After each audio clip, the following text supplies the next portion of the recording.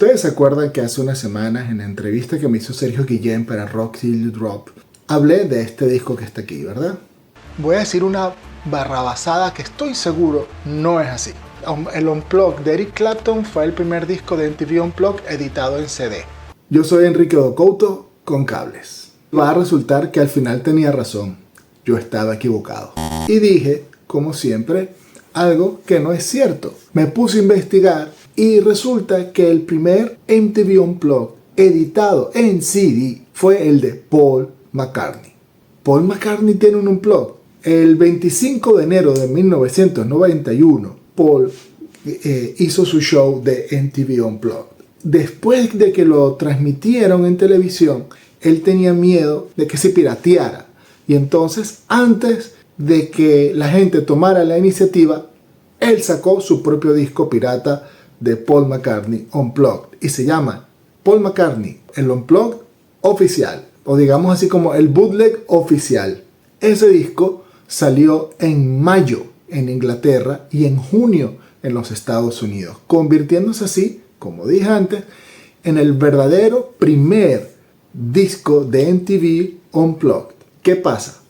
Que el de Eric Clapton fue el primer MTV Unplugged que se editó en Laserdisc, que eran como un CD, pero gigantesco, con sonido digital y además tenías la imagen digital, tenías el video del concierto.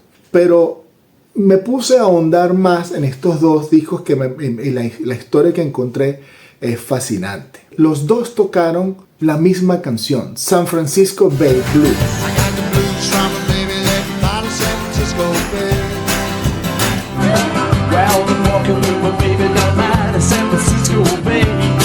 Y eso hizo que San Francisco Bay Blues sea la canción más versionada de todos los MTV Unplugged. Solo Eric Clapton y Paul McCartney decidieron tocar la misma canción. Por otro lado, cuando están empezando We Can Work It Out, Paul McCartney se equivoca en la letra.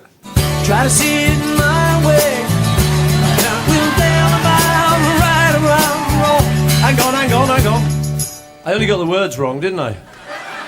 Y entonces, cuando Eric Clapton va a tocar Alberta, le pasa lo mismo.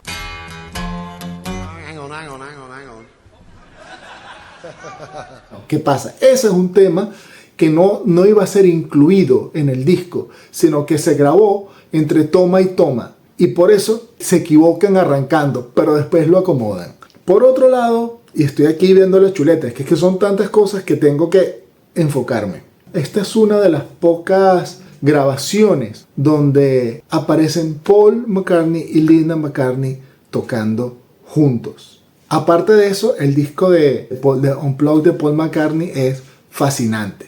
No tiene cables, es decir, están tocando con micrófonos aéreos o direccionales, pero ninguno está enchufado. En el de Eric Clapton también ocurre lo mismo. Y una cosa del disco de Paul McCartney que me llamó mucho la atención es la calidad de la banda. Suenan tan amalgamados que no pareciera en vivo. Pareciera una sola entidad, como si él tuviera una pista sonando detrás. Increíble.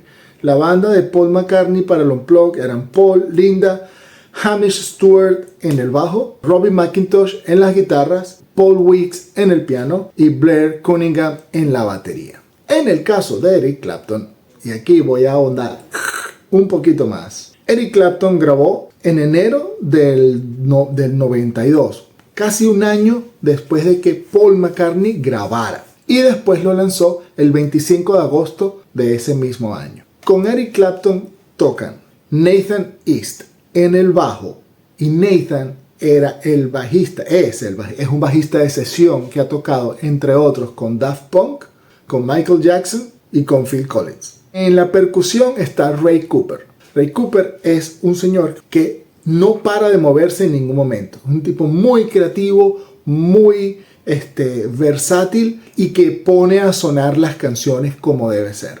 Ray Cooper viene de tocar con el mismo Paul McCartney en varios discos, con Billy Joel y con Elton John.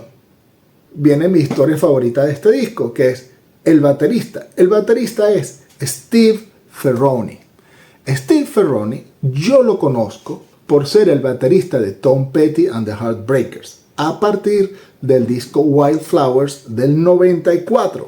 Pero cuando me pongo a revisar los créditos de este disco, veo que dice batería Steve Ferrone. De verdad, yo a veces pienso que en ese disco el músico de menor categoría es Eric Clapton. Resulta que hasta el 92 Steve era el baterista de sesión y en vivo de Eric Clapton, y él se lo lleva al Unplugged, ¿ok?